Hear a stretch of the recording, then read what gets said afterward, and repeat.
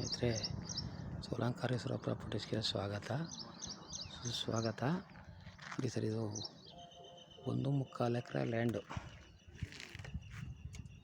ಸುತ್ತ ನೋಡಿ ಫೆನ್ಸ್ ಆಗಿದೆ, ಡಾಂಬರ್ ರೋಡ್ಗೆ ಇದೆ. ಇದು ಬಂದು ಸ್ನೇಹಿತರೆ ಬೆಂಗಳೂರಿಂದ ಒಂದು 155 ಕಿಲೋಮೀಟ್ರ್ ಆಗುತ್ತೆ.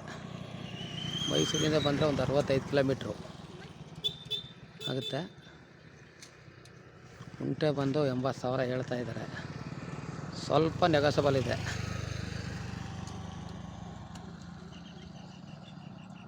ಸ್ವಾರ್ಜಿತ ಪ್ರಾಪರ್ಟಿ. ಅವರೇನೋ ಕಾರಣಾಂತರದಿಂದ ಮಾರಾಟಕ್ಕೆ ಇಟ್ಟಿದ್ದಾರೆ.